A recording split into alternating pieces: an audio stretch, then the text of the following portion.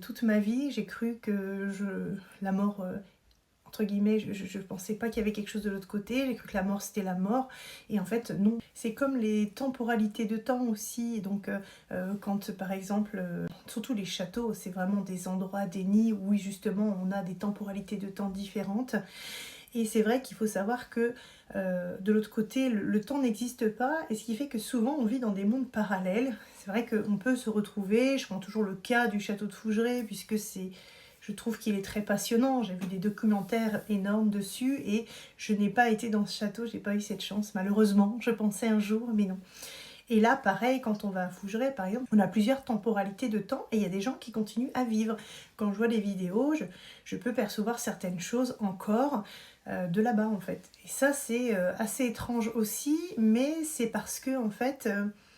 toutes ces consciences et toutes ces âmes, en fait, les choses ne se sont pas terminées. Il faut savoir donc que les âmes et les consciences sont toujours à leur époque. Et le fait, parce qu'il faut savoir qu'on ne fait pas passer une âme comme ça dans la lumière, même avec des prières, il faut savoir que quand on passe ces âmes dans la lumière qui peuvent être en souffrance ou qu'il est temps de les faire passer, soit ils viennent en visualisation, je les vois me demander de les faire passer dans la lumière,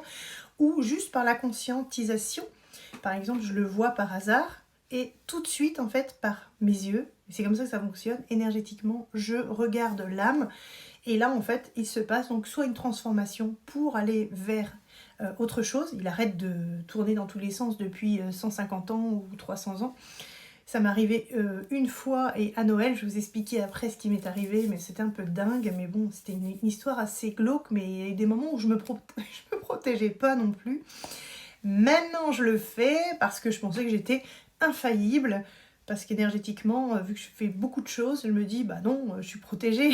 Et en fait, du coup, maintenant, j'ai mon petit rituel, donc c'est un petit peu plus facile, parce qu'on se prend en tant que médium, des fois aussi, sur certaines âmes qui sont fortes, des coups, en fait. Toutes ces âmes-là, en fait, il faut savoir que elles ont vécu des choses extrêmement difficiles, et en conscience, le fait de ne pas avoir validé et réaliser ce qu'elles avaient envie, même sur des pertes à l'époque, elle mourait de maladie, les enfants mouraient, on perdait notre famille, enfin c'était atroce, j'aurais même pas voulu vivre à cette époque tellement ils ont dû souffrir, c'est terrible. Quand moi je vois ces défunts-là, je les visualise, et en fait je vais prendre énergétiquement, alors mes yeux d'abord, le plexus solaire, l'énergétique, et en fait je vais faire passer donc ces âmes en purification d'âme, je vais le dire comme ça, pour que je puisse passer donc toutes leurs émotions, leurs tristesses, pour qu'elles puissent avancer et lâcher. Mais souvent c'est pour passer justement donc dans